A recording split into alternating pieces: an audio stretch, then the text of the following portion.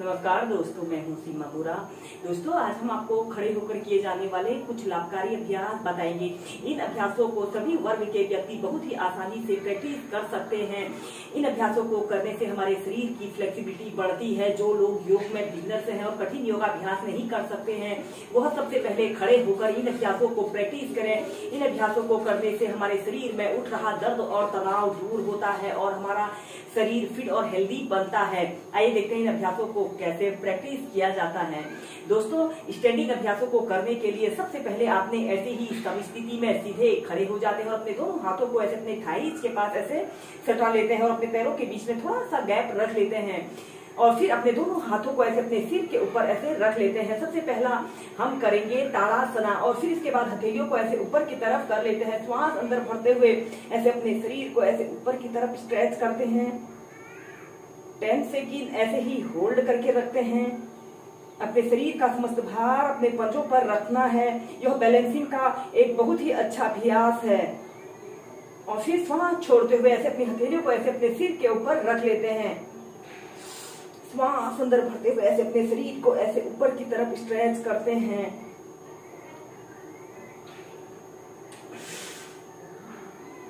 ऐसे ही इस अभ्यास को आप 8 से 10 बार श्वास प्रश्वास के साथ प्रैक्टिस कीजिए।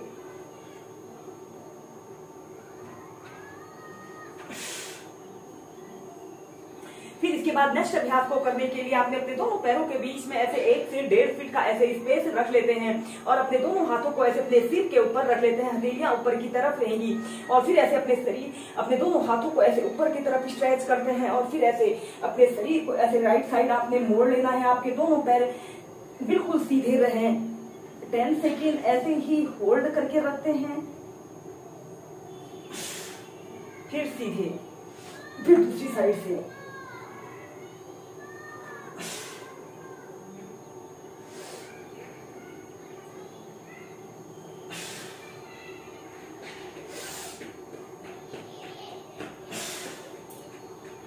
और फिर सीधे। इसके बाद हम करेंगे त्रिकोणासन, इसे ट्रायंगल पोज भी कहते हैं। आपने अपने दोनों पैरों के बीच में ऐसे 2 से 2.5 फीट का ऐसे स्पेस रख लेते हैं और अपने दोनों हाथों को कंधों के पास भागों में ऐसे फैला लेते हैं और इसके बाद अपने राइट पैर को ऐसे 90 डिग्री के एंगल में ऐसे मोड़ लेते हैं और लेफ्ट पैर को 45 से 60 डिग्री के एंगल में ऐसे मोड़ लेते हैं और फिर इसके बाद अपने हाथ को ऐसे अपने पंजे के पास ऐसे रख लेते हैं और ऐसे अपने बाजू को ऐसे कान के पास सटाते हुए ऐसे ऊपर की तरफ देखना है। 10 सेकेंड ऐसे ही होल्ड करके रखें। दोस्तों, इन अभ्यासों को करने से जिन लोगों को साइड फैट की समस्या होती है, वह समस्या दूर होती है। फिर दूसरी साइड से ऐसे अपने लेफ्ट पैर को ऐसे सीधे कर लेते हैं और फिर ऐसे ऊपर की तरफ आपने देखना है।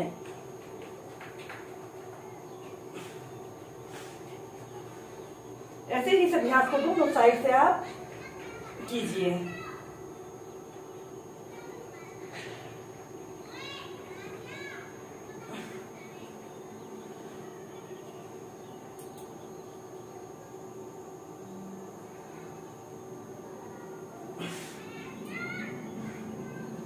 सीधे।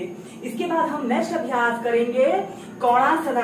आपने अपने दोनों पैरों के बीच में ऐसे 2 से 2.5 फीट का ऐसे स्पेस रख लेते हैं। हम दोनों हाथों को कंधों के पास भागों में ऐसे फैला लेते हैं और अपने हाथ को ऐसे अपने लेफ्ट पंजे के पास ऐसे रखते हैं और ऐसे ऊपर की तरफ देखते हैं और फिर सेंटर में आते हैं और फिर दूसरी साइड से।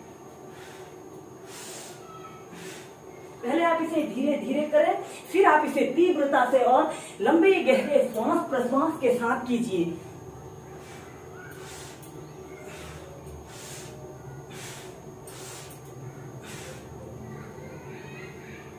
दोस्तों, इसके बाद हम करेंगे स्टैंडिंग कंपास पोज को बहुत ही आसान तरीके से प्रैक्टिस करेंगे। यह अभ्यास हमारे शरीर की फ्लेक्सिबिलिटी को बढ़ाने के लिए बहुत अच्छा अभ्यास है और यह एक बहुत ही अच्छा हिप ओपनर अभ्यास होता है। इस अभ्यास को आपको करने में दिक्कत हो रही हो तो आपने ऐसे किसी दीवार के सहारे ऐसे सपोर्ट लेकर भी स्टार्टिंग में इस अभ्यास को प्रैक्टिस करें। फिर नियमित प्रैक्टिस करने से आप इसमें आसानी से बैलेंस बना सकते हैं। ऐसे ही आपने सम स्थिति में सीधे खड़े हो जाते हैं और फिर इसके बाद आपने अपने राइट पैर को ऐसे घुटने से ऐसे मोड़ लेते हैं और ऐसे अपने पैर के अंगूठे को ऐसे पकड़ लेते हैं और फिर अपने एक हाथ को ऐसे सपोर्ट देकर इस अभ्यास को स्टार्टिंग में आप प्रैक्टिस करें और फिर इसके बाद आपने ऐसे अपने पैर को सीधा कर लेते हैं। ऐसे आपका पैर बिल्कुल सीधा, पंजा ऊपर की तरफ तना हुआ हो। अपने शरीर का समस्त भार आपने अपने लेफ्ट पैर पर रखना है और ऐसे सीधे देखते हैं। 10 सेकेंड 30 सेकेंड ऐसे ही होल्ड करके रखें